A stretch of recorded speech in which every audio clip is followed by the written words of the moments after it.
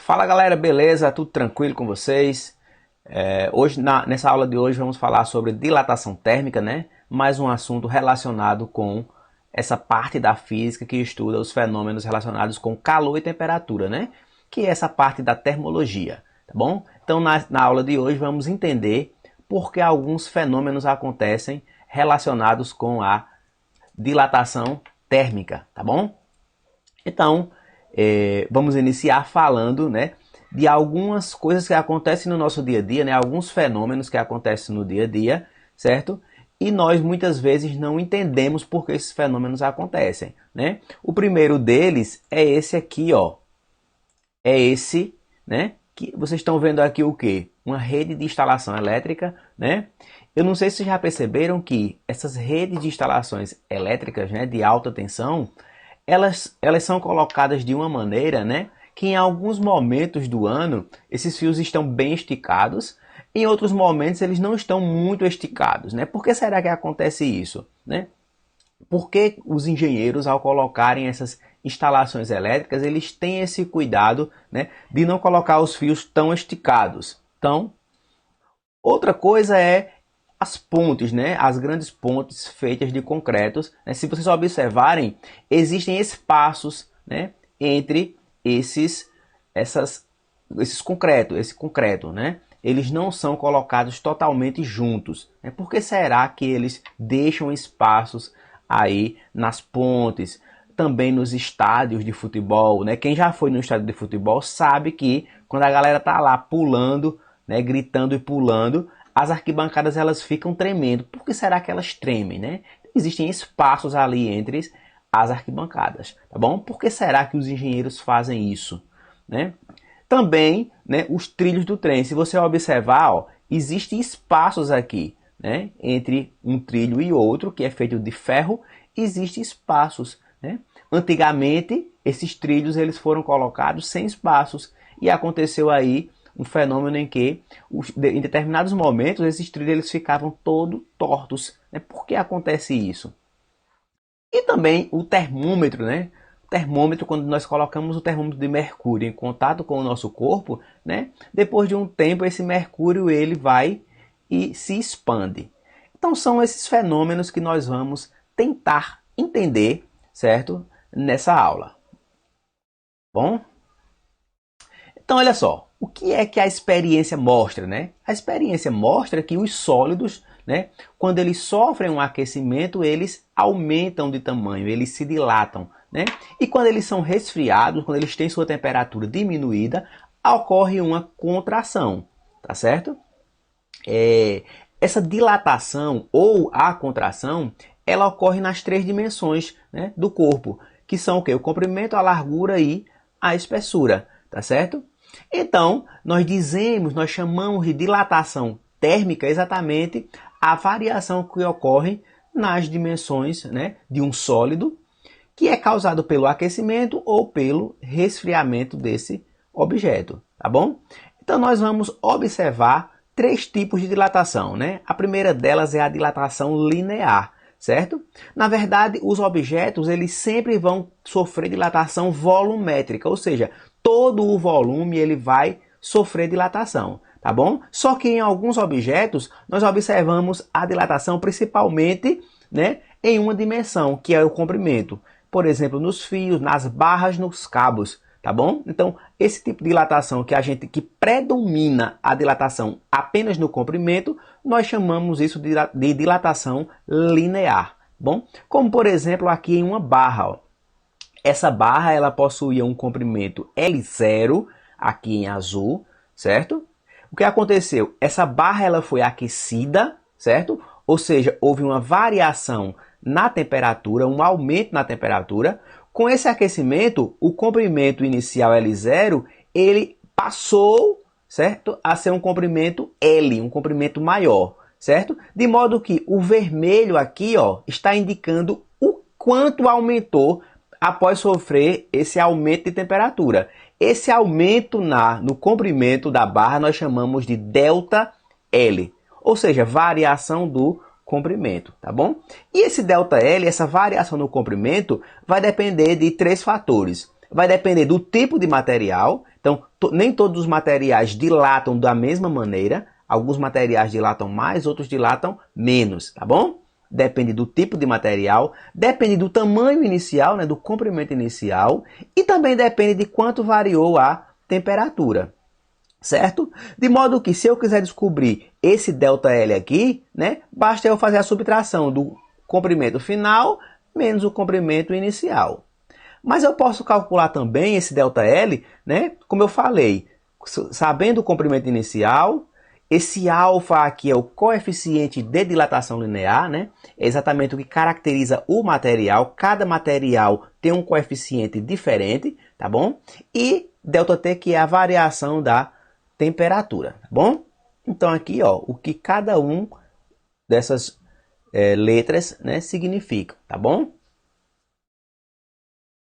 Então vamos falar, daqui a pouco a gente faz um exemplo de dilatação linear, tá certo? Vamos falar agora da dilatação superficial, certo? Então, como o próprio nome diz, superficial está relacionado com o quê? Com área, com superfície. Lá na dilatação linear, eu estava observando apenas, né, a dilatação predominava o aumento no comprimento. Agora na superficial vai predominar em duas dimensões, na superfície e na área, tá certo? Como por exemplo a variação da área de uma placa. Tá certo? Então, olha só. Nós temos aqui uma área inicial que eu vou chamar de A0 ou A1, certo? Aqui essa placa ela está recebendo energia térmica, né, calor, certo? O que vai acontecer ao receber essa energia térmica, né, a temperatura ΔT vai aumentar ou vai variar e esse A0 aqui ele vai passar a ser um A final, certo? Ou seja, houve um aumento aqui, ó, ΔA, que também é calculado muito parecido com o cálculo da dilatação linear, né? A diferença é que lá eu estava falando de L, que era comprimento, aqui eu vou falar de A, que é área. Então, ΔA vai ser A0 vezes beta vezes ΔT.